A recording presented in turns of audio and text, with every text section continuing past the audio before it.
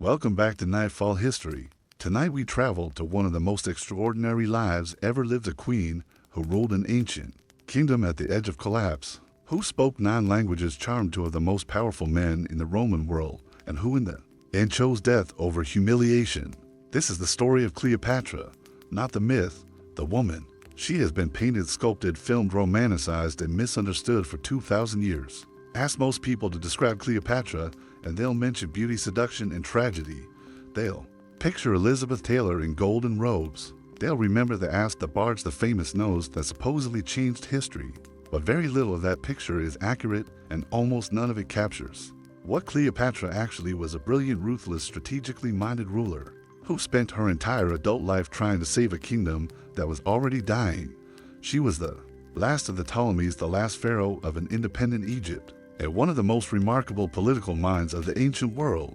Her story is not primarily a love story. It is a story about power, how it is gained, how it is used, and what happens when it finally runs out. To understand Cleopatra, you have to understand the world she was born into.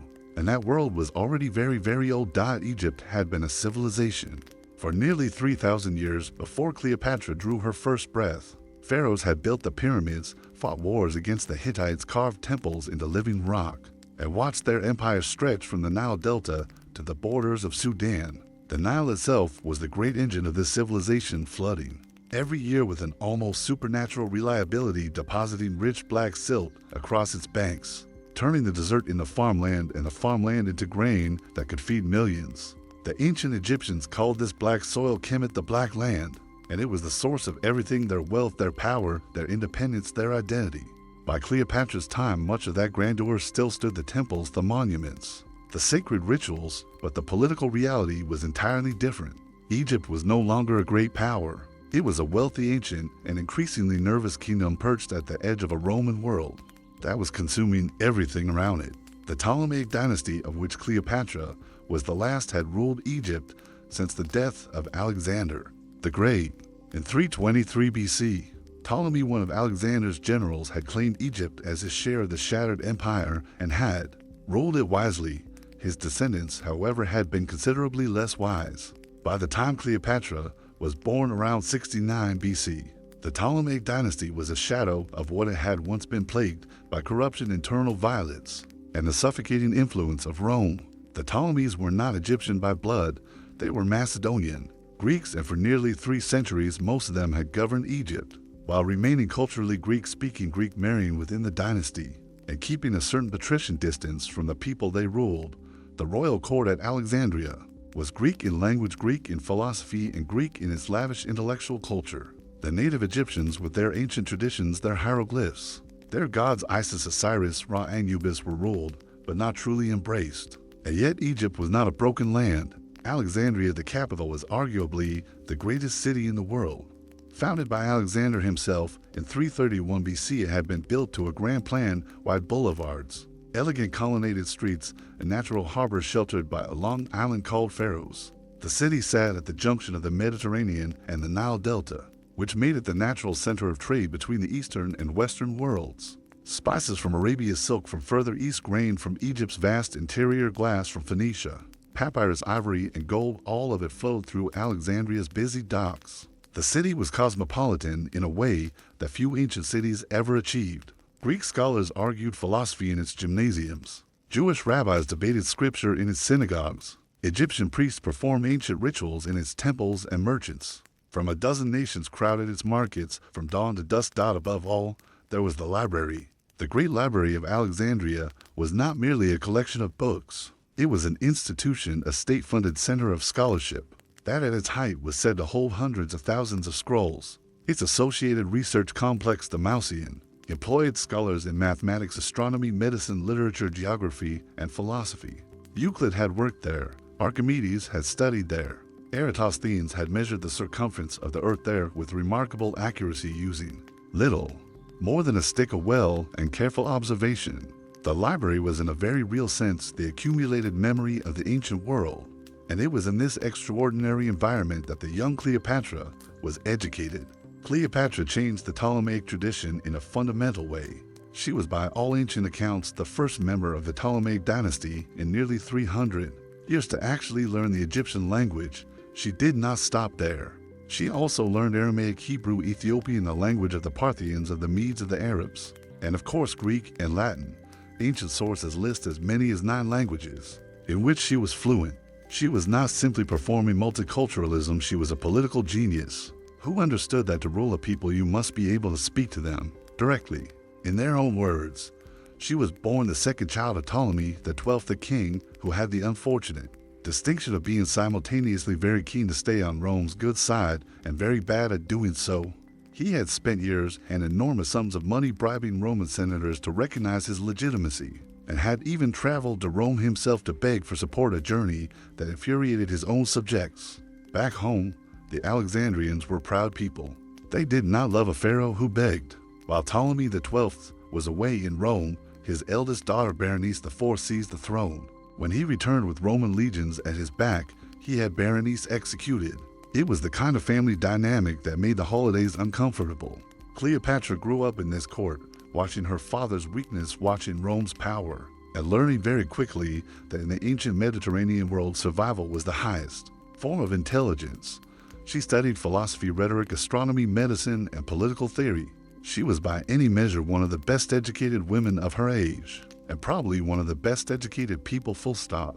She also learned something that no curriculum could formally teach: how to read a room, how to read a political situation, how to walk into a negotiation already knowing what the other person wanted, and how to use that knowledge. She watched her father and took careful notes, not just on what he did right, which was less instructive, but on what he did wrong, which was considerably more educational.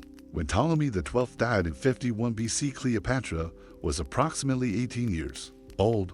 Under Egyptian law and Ptolemaic tradition, she could not rule alone.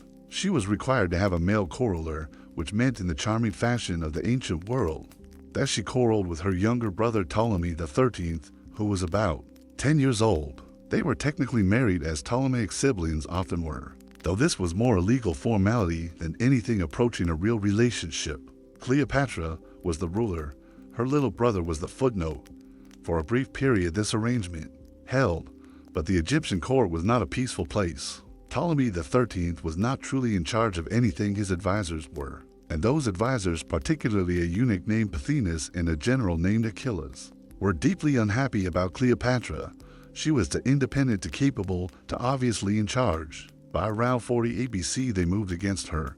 Cleopatra was driven out of Alexandria and forced to flee to the eastern border of Egypt, where she began assembling an army. So here she was, 21 years old, queen of Egypt in name and exile in practice, watching her younger brother's faction consolidate power while she gathered mercenaries in the desert. And then, as if her situation needed one more extraordinary complication, the Roman general Julius Caesar sailed into Alexandria harbor.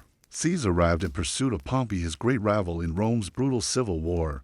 Pompey had been defeated at the Battle of Pharsalus and had fled toward Egypt, hoping to find refuge under the Ptolemies. What he found instead was a far less dignified reception.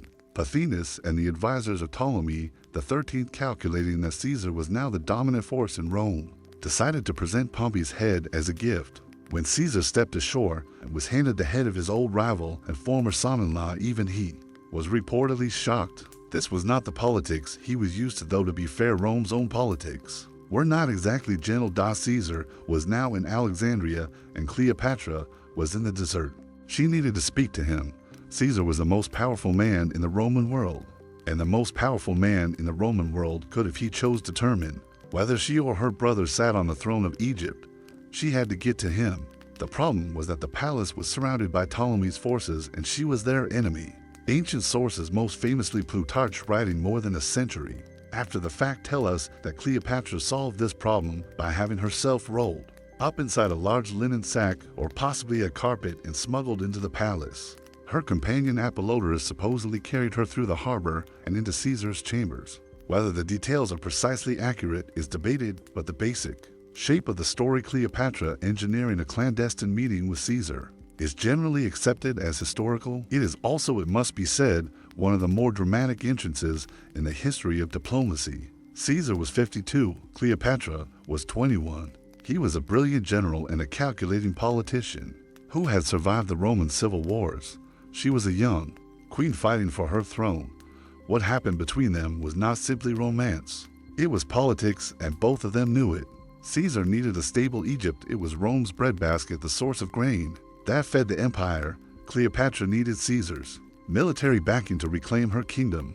The relationship that developed, and it did develop into something genuine by all accounts, was built on that foundation of mutual necessity. There is something worth pausing on here. Caesar, by the time he arrived in Alexandria, had met kings and generals and senators and warlords across the entire Mediterranean world. He was not easily impressed. He had crossed the Rubicon, outwitted Pompey, crushed armies in Spain and Africa and Greece. He was by any measure a man of extraordinary intelligence and extraordinary ego. And yet, by all surviving accounts, his first meeting with Cleopatra left a visible impression. Ancient writers, who are clearly trying to minimize her influence still, cannot quite hide the fact that something happened in that room that night, something that went beyond political calculation. It is worth saying plainly, we cannot know what she looked like. The famous idea of her as the most beautiful woman in the ancient world comes primarily from later Roman propaganda, which had every reason to portray her as a supernatural seductress, because the alternative was acknowledging that she had outmaneuvered several of Rome's greatest men through sheer intelligence. Ancient coins bearing her image show a sharp-featured, strong-chinned woman who looks formidable, rather than conventionally beautiful. Plutarch, perhaps the most reliable of our sources, does not emphasize her appearance at all. What he emphasizes is her voice, her conversation, her presence, and the extraordinary force of her intellect. Caesar stayed in Alexandria far longer than he originally planned. The so-called Alexandrian War, in which Caesar and Cleopatra's forces fought against Ptolemy XIII, and his faction lasted through the winter of 48-47 BC. It was a strange, confined, often desperate little conflict Caesar was fighting with relatively few troops in a city that largely wanted him gone. At one point, the situation was so dire that Caesar reportedly had to swim for his life through the harbor as his position was overrun. During this conflict, a portion of the Great Library of Alexandria may have been damaged or destroyed, though historians debate the extent and exact circumstances of this loss. What is not debated is that by the end of the war, Ptolemy XIII was dead, drowned in the Nile. While attempting to flee, Cleopatra was queen again. She was soon also pregnant.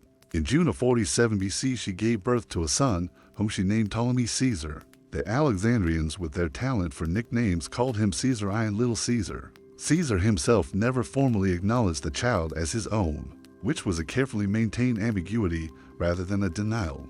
To formally acknowledge an Egyptian queen's son as his heir would have been politically explosive in Rome, but he did not deny it either. He stayed in Egypt for several more months, an extraordinarily long time for a man who had wars to fight and a republic to restructure before finally sailing back to Rome. Cleopatra and Caesarion visited Rome around 46 BC, staying in one of Caesar's villas outside the city. The Roman public was deeply uncomfortable with this arrangement. Caesar had a Roman wife, Calpurnia, and Roman law did not recognize any marriage to a foreign queen. What Cleopatra was to Caesar in Rome's official understanding was essentially nothing. What she was in reality was the mother of his child and the ruler of the wealthiest kingdom in the Mediterranean. Romans found the whole situation alarming. There was a strain of Roman thought, loud and persistent, that viewed Cleopatra as a dangerous Eastern seductress, a sorceress who had bewitched Rome's greatest man. This was unfair, of course. What she had done was far more impressive than seduction. She had made herself politically indispensable. She was still in Rome in March of 44 BC when Julius Caesar was assassinated on the floor of the Senate. 23 stab wounds. The Ides of March. The conspirators believed they were saving the Republic. They were in fact killing it. Caesar's death plunged Rome back into civil war, and Cleopatra, foreign female, politically exposed. Without her powerful protector, quietly returned to Egypt. She had Caesarion declared co-ruler and began the work of stabilizing her kingdom and waiting to see who would emerge from Rome's chaos. The man who emerged, or rather the men, were a triumvirate: Octavian, Caesar's adopted heir; Marcus Lepidus and Marcus Antonius, or Mark Antony, Caesar's loyal lieutenant and a powerful general in his own right. They divided the Roman world between them, and Mark Antony took the east, which meant that he was now Cleopatra's neighbor, her overlord in all but name, and soon enough her problem. Antony was a different kind of man from Caesar. Where Caesar was Precise, controlled intellectual even in his ambitions, Antony was emotional, generous to a fault, capable of extraordinary personal loyalty and equally extraordinary personal recklessness. He was physically imposing. Ancient sources describe a man of great size and strength, who liked to be seen among his soldiers, who drank with them and slept in their camps, and cultivated the image of a man of the people rather than a patrician. He was also genuinely gifted as a military commander with a talent for cavalry tactics and battlefield improvisation that had won him great victories. His weakness was political judgment. He tended to trust the wrong people at the wrong moments, and he had a weakness for pleasure and spectacle that his enemies, particularly the cold and calculating Octavian, would eventually use against him. Antony summoned Cleopatra to meet him at Tarsus in what is now southern Turkey around 41 BC. The summons was designed to feel like a command. What he got instead was a performance of power. Cleopatra sailed to Tarsus on a magnificent barge, gilded, perfumed, crewed by her most beautiful servants, and arrived dressed as Aphrodite, the goddess of love. Antony had set up his tribunal in the marketplace where he expected to receive her. Instead, the marketplace emptied as the population of Tarsus rushed to the waterfront to watch the spectacle. Antony sat virtually alone in his official seat of power while the crowd went to Cleopatra. It was a masterstroke of political theater. She had inverted the summons, made herself the spectacle, and forced the most powerful Roman general in the East to come to her dot, and he did. He died aboard her barge that night. She was 30, brilliant, and in absolute command of the encounter. He was 40, confident in his military genius, and accustomed to being the most impressive person in any room. What happened between them was arguably the most consequential love affair in the ancient world. Though again, love affair undersells it. It was an alliance, a genuine and apparently deeply felt personal connection, yes, but also a strategic partnership between the formidable people who needed each other. Antony spent the winter of 140 BC in Alexandria. Cleopatra showed him a city that was by ancient standards extraordinary. The great boulevards, the pharaoh's lighthouse blazing across the harbor at night, the markets loud with a dozen languages, the Mausian, where scholars still debated the shape of the earth and the motion of the planets. She showed him a world that was old and rich and cultivated in ways that Rome, for all its power, had not yet managed to replicate. Whether she was showing off Egypt or showing off herself is a distinction without much difference. He returned to Rome to political necessity and to a marriage with Octavian's sister Octavia, a union designed to cement the alliance between the two men. But the alliance was always fragile, and Antony's attachment to Cleopatra proved stronger than his attachment to Roman propriety.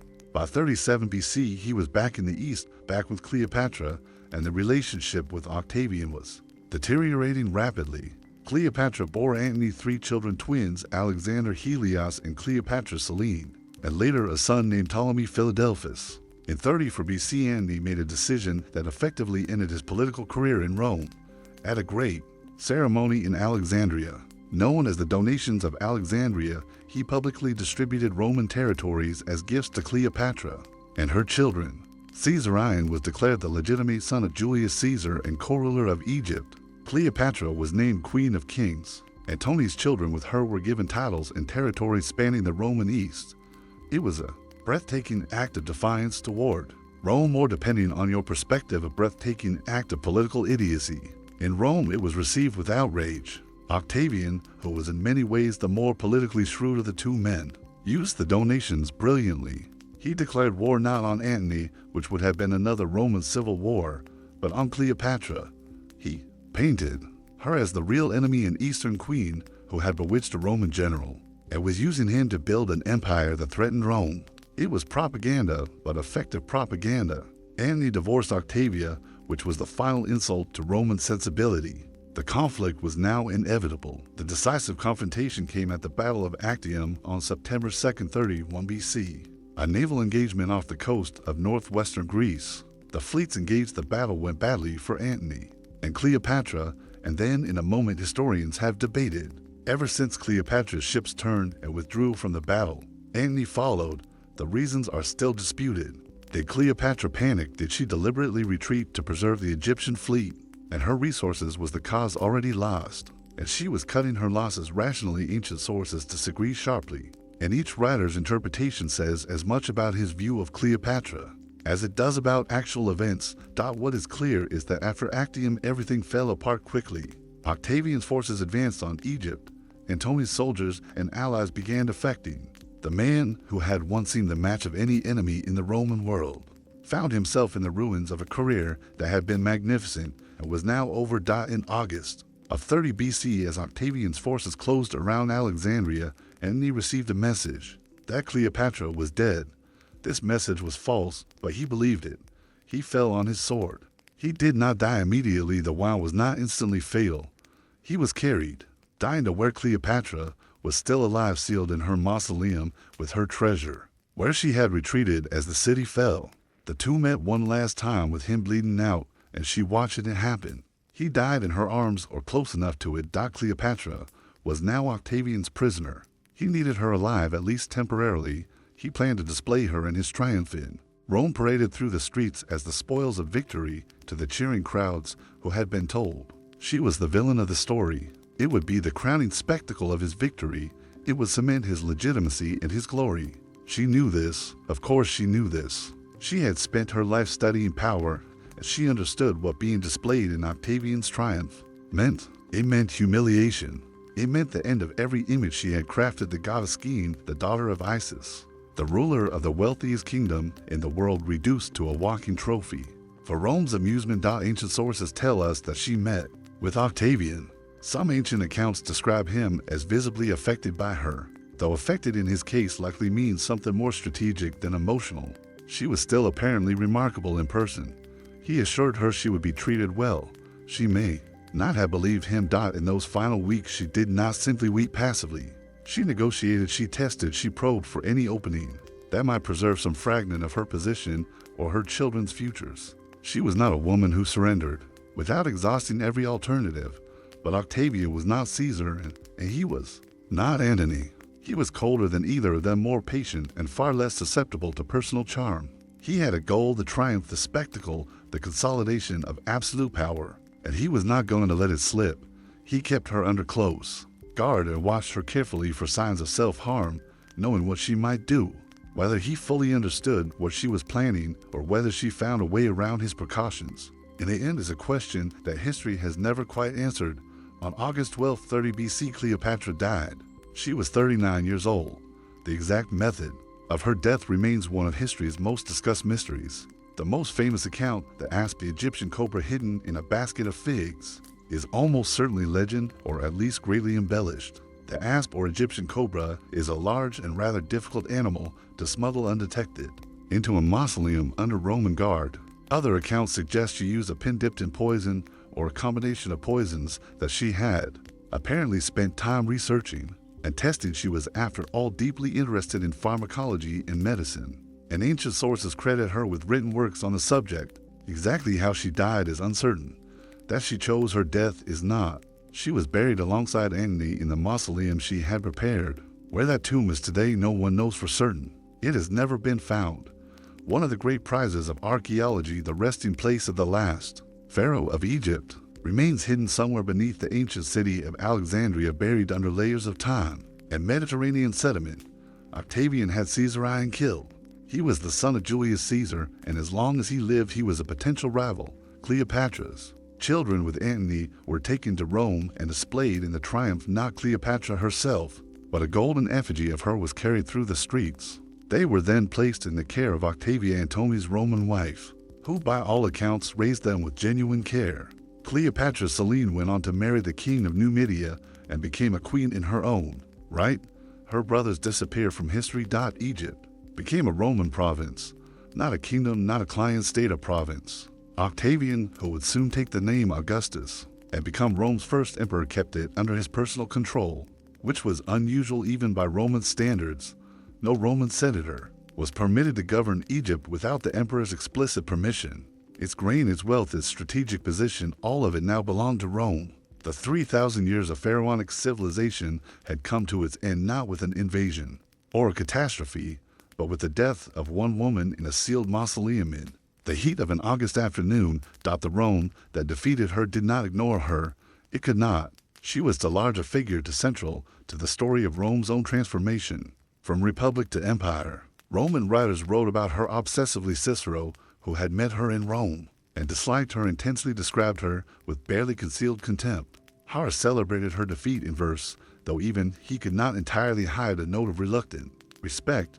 Plutarch, writing more than a century later, gave the fullest surviving account of her life. And while he filtered everything through a Roman and Greek lens, his Cleopatra is recognizably a figure of formidable intelligence and extraordinary personal force. Over centuries, her legend grew more elaborate and less accurate. The Middle Ages largely forgot her as a queen and remembered her as a cautionary tale about female ambition and the dangers of Eastern luxury. The Renaissance rediscovered her through Shakespeare, and through the visual arts she became an icon of beauty, of tragedy, of the fatal seductress. Generations of painters depicted her at the moment of death, in flowing robes, the snake at her breast, her face arranged in noble anguish. It is a beautiful image. It is also almost entirely fictional. The Cleopatra of actual history was something harder to paint and considerably more interesting. She was a woman who inherited a kingdom already in decline and spent her entire reign trying to arrest that decline. She formed alliances with the two greatest Roman commanders of her age, not because she was bewitched by them, but because Rome was the only power that could help Egypt survive. She was a scholar, a linguist, a pharmacologist, a politician, and a military planner. She made mistakes. The donations of Alexandria may have been a misstep. The Battle of Actium was a catastrophe, but she made those mistakes in the context of an impossible situation, ruling a weakening kingdom against the pressure of the most powerful state on earth. She did not save Egypt, but she delayed its fall by more than a decade, and she did so through force of mind, force of will, and force of personality in a world that offered women almost no political standing whatsoever. When ancient sources say she could walk into a room and make everyone in it forget there was anyone else there, they are not simply flattering her, they are describing a political weapon as real as any army, and she wielded it until the very end with extraordinary skill. There is a line from Plutarch that has always seemed to capture something essential about her. He writes that her conversation had a charm difficult to resist, that the sound of her voice, combined with the wit of her words and the grace of her manner, was like an instrument of many strings capable of moving from one language to another as naturally as breathing. He means it as a compliment, but it is also, if you read it carefully, a description of someone who had spent their entire life turning language and intelligence and presence into power, because those were the tools available to her. She used them well. The last pharaoh of Egypt, the woman Rome could not quite stop thinking about even after they had defeated her. The queen who chose her own ending rather than let someone else write it. Her name in the original Greek means glory of the Father. She did not save her dynasty. She did not save Egypt, but she gave both a final chapter that no one who paid attention has ever entirely been able to look away from. Tonight, somewhere beneath the ancient city of Alexandria, in a tomb that has not been found in 2,000 years, she is still waiting to be rediscovered. And knowing what we know of Cleopatra, there is something very fitting about that. She always did know how to keep an audience. Thank you for spending this night in history with us. Sleep well, and we'll see you next time on Nightfall History.